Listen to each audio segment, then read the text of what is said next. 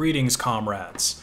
Today we are going to take a look at an operating system that a couple of you have been requesting that I do a review of, Redstar OS. So this is a Linux distribution that is based on Fedora, and it is the state-approved operating system of North Korea. Kind of takes free and open source into a whole new direction. So it comes with the KDE desktop environment, and it's riced to look like macOS, which makes sense because apparently Kim Jong-un is a big fan of the macOS. I mean, he has his very own iMac, so yeah, you know, I guess that's why he chose his operating system to have this kind of a layout. Now, of course, since this is the North Korean OS, it has some spyware that is embedded deep inside of the operating system to make sure that you aren't looking at anything that you're not supposed to, nothing that isn't state approved. And they also have a system in place to uniquely mark all files with the UUID of any Redstar computer that the files have ever been on. So the government can use this to identify and punish people for distributing any materials, and they would know without a doubt whether or not a file has been on your computer. So if you have any illegal memes, then you're going to get sent to a re-education camp. So you can download it from archiveos.org. And yeah, let's get started with setting this up in VirtualBox. Just going to review it for a little while. Hopefully I can get the video done before the malware within this OS is able to escape the VM and the North Korean government hacks my desktop. So we're going to create a new machine, and we'll just call it Redstar. And I'm going to choose Fedora as the version since that's what it's based off of. And we'll give it about 4 gigs of memory. Create a virtual hard disk. Fix size. Make it about 22 gigs. And let's give it 2 CPUs. Yeah, let's make the hard disk first so we can reboot quickly. Crank up the video memory. I don't think that the graphics controller is really going to matter too much, because when I was testing earlier, I couldn't get it to use a 16:9 aspect ratio. Oh, I'm almost forgetting the most important part.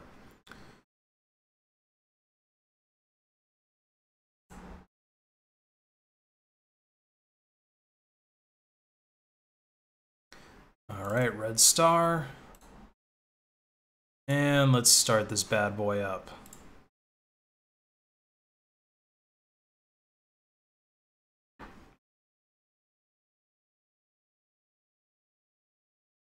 So it takes a little while for it to boot the first time that you start it up, or pretty much any time that you start it up from the CD. It takes a few minutes to boot.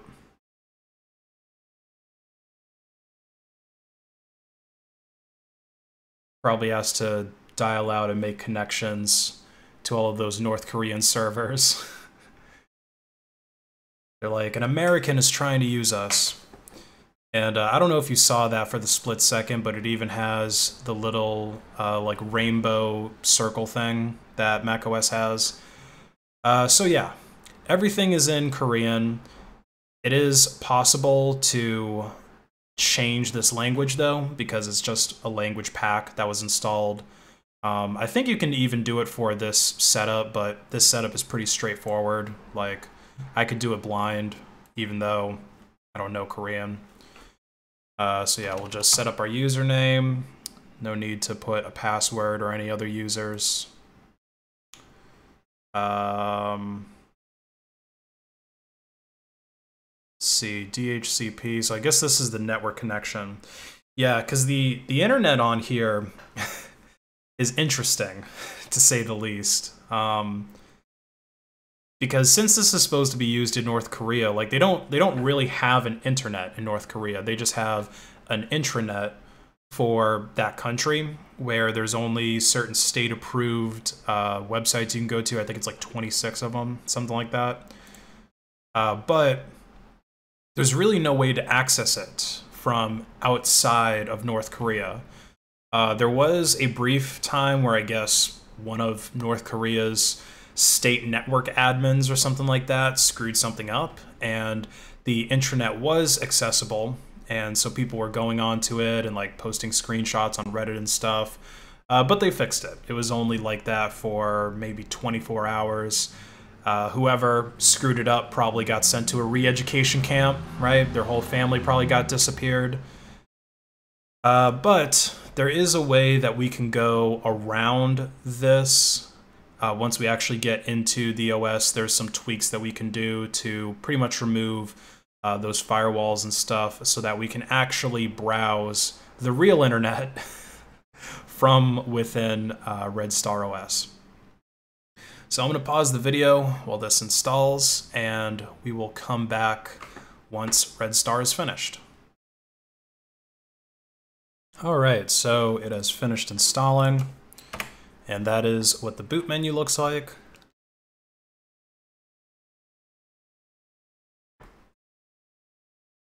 Have this nice little startup screen, and yeah, there's the little macOS loading thing again.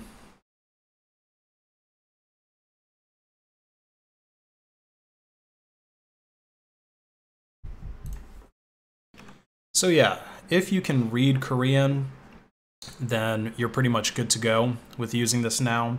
I can't, so I'm going to show you guys how to change the UI into English. So first thing we got to do is enable the root user, because we actually need the root user to do that. So we want to click into this folder here, and then we want to go into this blank folder, and then this one that's got the hammer and the wrench, and then you get your terminal, and then the command is root setting, and then you want to click this little padlock here,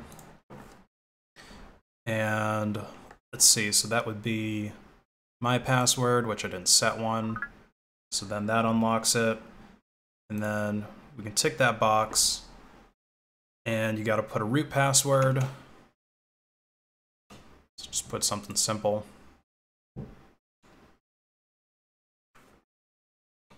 And that should be it. So if I close out of this now. All right, so you see I'm able to become a root user. And to change that language pack, it's sed I ko_kp to en us, and that's in etc sys config i18n user share config kde globals.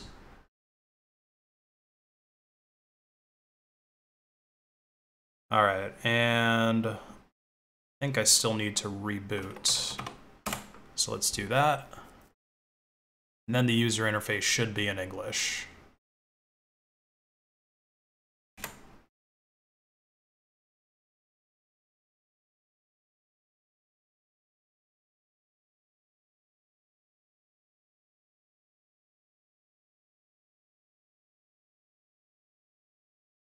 All right, there we go. So we can actually read what all this is about. So, like I said, it looks like the macOS, older version of the macOS, I think like macOS 10 maybe. We have our system preferences folder here, where we can go through and change things. So yeah, they only have a 4:3 aspect ratio. No 16:9, and this is the highest resolution that is available. Maybe if you could get like VirtualBox guest editions or something like that working, you could probably get access to more resolutions, but I wasn't able to get it working with the little bit of testing I did. So let's start with doing a footprinting of this browser, or of this OS rather. See just how much RAM it uses. It's kind of annoying how the mouse flickers, like makes it a little difficult to navigate. So let's see, is there htop? No. Is there a top? Yes. So it's actually pretty lightweight. Let's see, 4387 or 438 500K, so that's about 438 megabytes of RAM that it's using at idle with nothing else running. Yeah, that's not too bad. Still, still lighter than Windows by far, still lighter than GNOME, and that's despite all of the spyware that's going on. Apparently there are custom kernel modules that are loaded that not even root is able to unload, and that's what handles pretty much the tagging of files that I was talking about earlier, where it marks it with your UUID so that they can tell if a particular file has been on your computer, and if you transfer it to somebody else, they can basically tell where it originated from. And then there's like a antivirus that's on here, which I'm sure more or less does the same thing, because let's be honest, how are you even going to get a virus on your computer if you can't access the real internet? You know, like, come on, you don't need antivirus in a North Korean OS.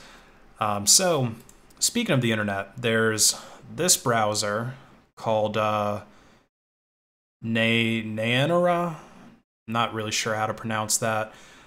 So this is like a fork of Firefox, I think 3.5 or something like that. And yeah, everything here is in Korean, so that's something else that I'm going to have to change.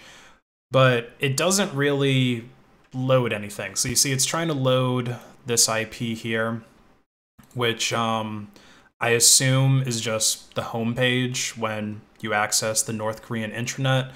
But like I said earlier, this isn't actually accessible from the United States or pretty much any other internet. The only way that you could probably get access to this is if you had some kind of a North Korean VPN to actually make it look like you're in North Korea, and then you could probably access all this stuff, but I don't really think North Korean VPNs are a thing anyway.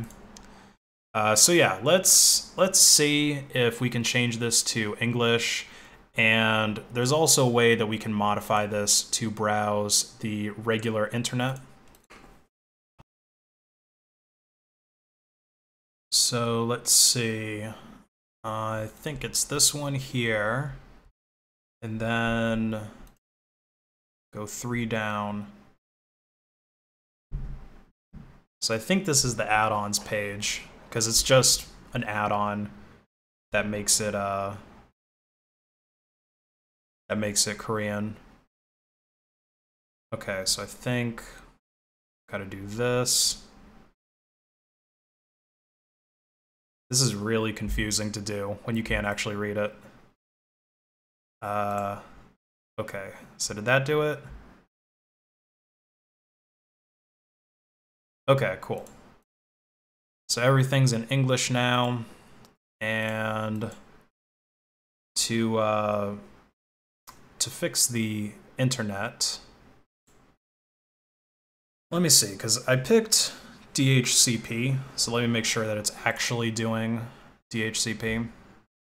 Okay, yeah, so it is. So now we just got to remove the firewall.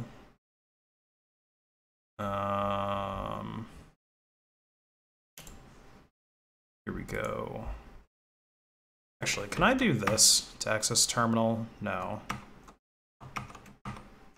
Okay, none of the shortcuts I know of for accessing a terminal work, so we got to do things the hard way.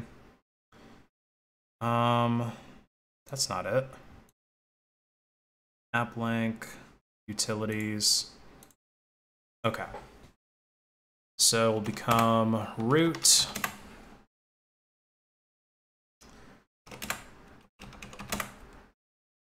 Okay.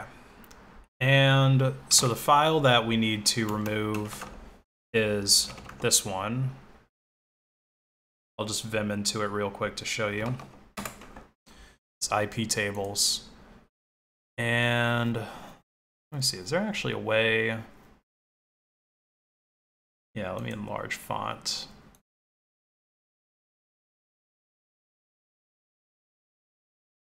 Yeah, so this is the firewall that they have on here. Blocks a lot of stuff, so just go ahead and remove that. And then we got to restart the service.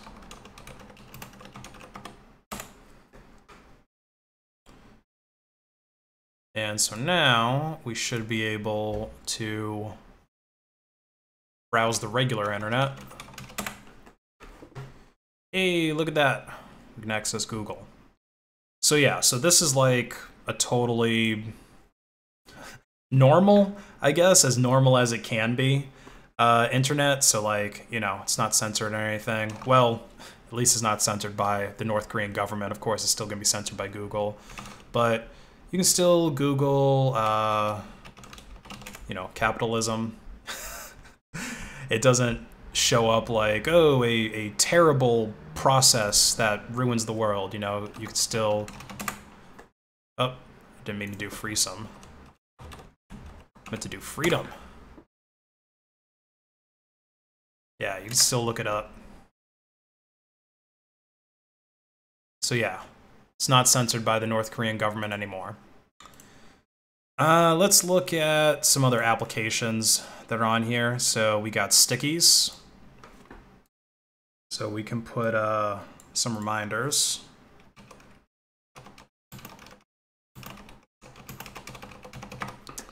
There we go. I'm sure they'll enjoy that sticky. What else is here? We have a text editor. Yeah, just regular normal text editor. Let's see. Are there any other? Oh, I wonder if anything's in my address book. Does it have Kim Jong in here? It doesn't. There's a QuickTime player. So yeah, they even copied this from macOS. You'd think that they could at least put like VLC or MPV in here. I mean, come on. Why would I want QuickTime player?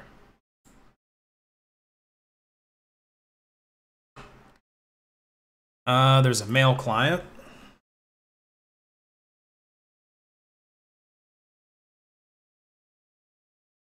Let's see, we don't have Kim Jong's email in here. I wanted to send him something. I wanted to start an email chat with him. Let's see, Kphoto. So it's just a regular KDE application. Let's see, I wonder if there's different, like different backgrounds that we can use just besides this weird green one. Let's see, I don't think it would be in there. Oh, here we go. So we do have other wallpapers. These are just really generic though.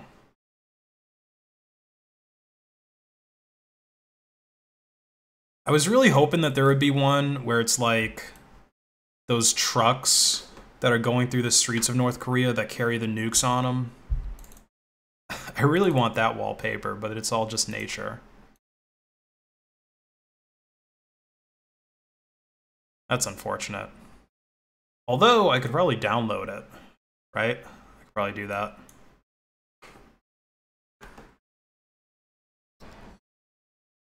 All right. Oh, so this is like an office suite.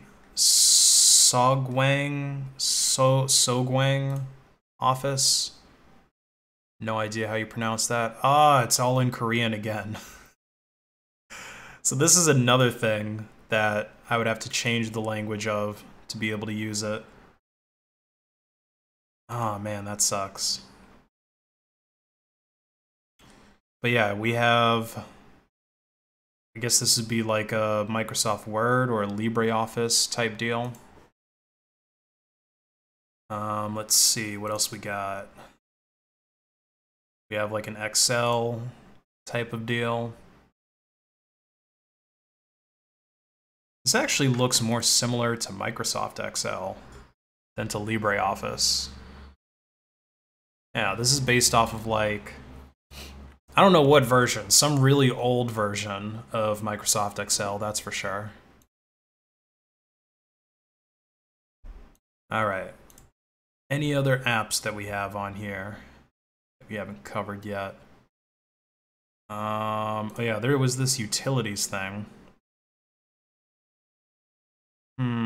System profiler.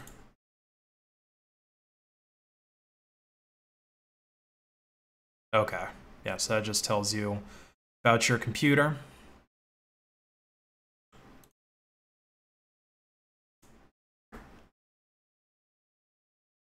Let's see, what is this? Okay, can't run it anyway. Let's see, network utility, RS log browser, activity monitor. Oh, okay, so this is like the task manager that ships with it.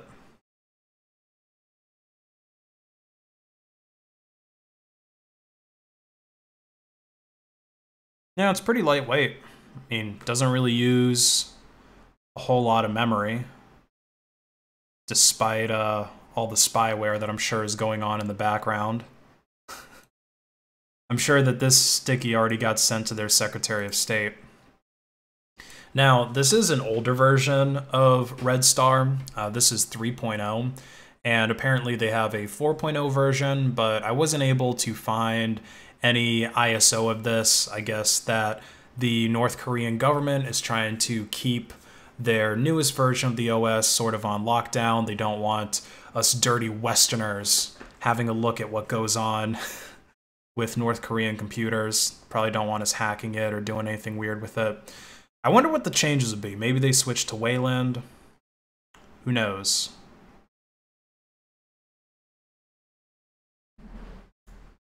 And all these apps show up here that I've opened in the past. That's one thing that I honestly don't really like about this layout. I mean, there's a bunch of things that I don't like about it, but that's like a Mac OS thing they copied that I don't like. Oh, it's got a PDF editor. That's pretty cool.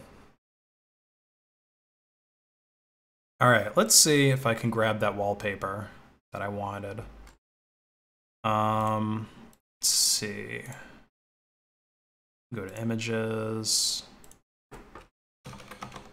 North Korean nuke parade. Ah, yeah, there we go.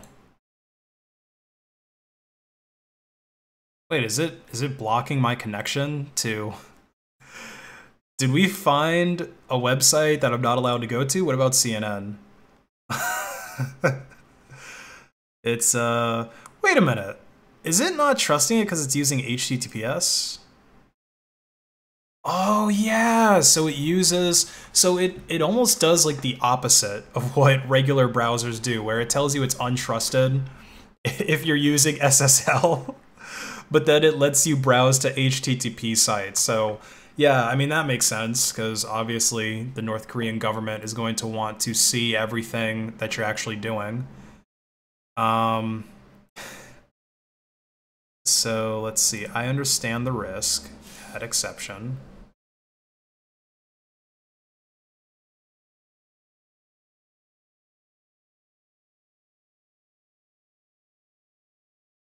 Contains some unencrypted and what? Okay, yeah, sure. I just want that image, man. Man, they gotta be so difficult. Let's see, this is gonna be low res though.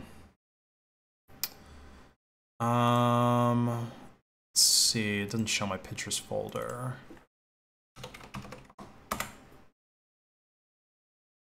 Oh yeah, that's super low res. It's only 4 KB.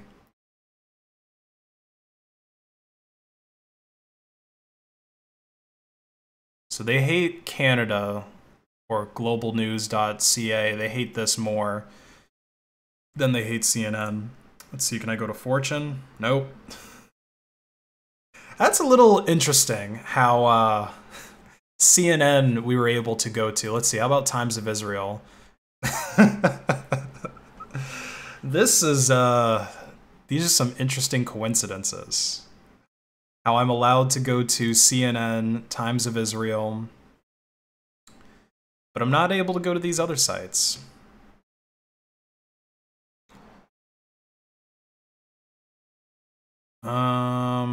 Yeah, I don't care.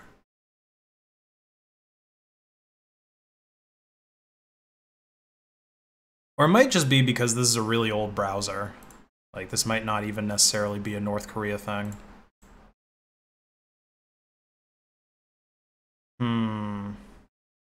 Yeah, I don't think I can get around this.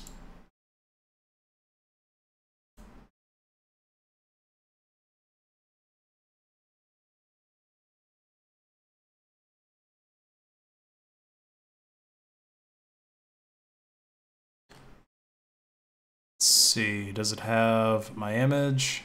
Nope. No image. So yeah, trying to use this browser, I mean, you can get it to kind of work, but most websites are going to be broken. It's going to be even more broken than trying to use IceCat on a JavaScript site. So I guess that this OS overall is kind of like North Korea. There's not really a lot to do in it. Let's see if Bing behaves better than Google.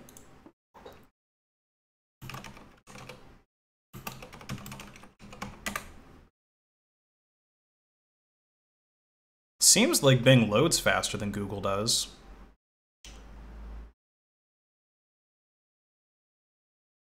Okay, connection is still untrusted. Oh, I finally have a high-res nuke picture. Oh, now this is gonna be something. All right, let's open containing folder and set as background, centered. Let me see, I've got to see this.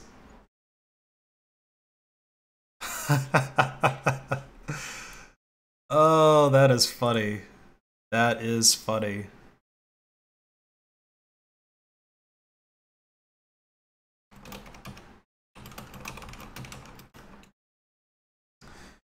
All right, so I think it's time that we give this OS an honorable ending, an honorable death. If I can remember how to get to the terminal. Yes, there we go. All right.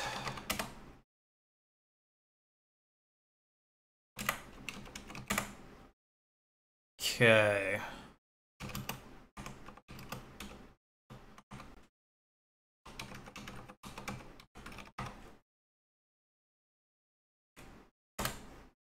You will die with honor.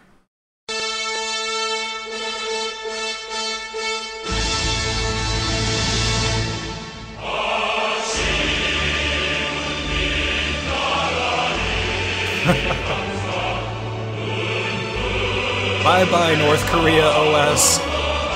It was fun.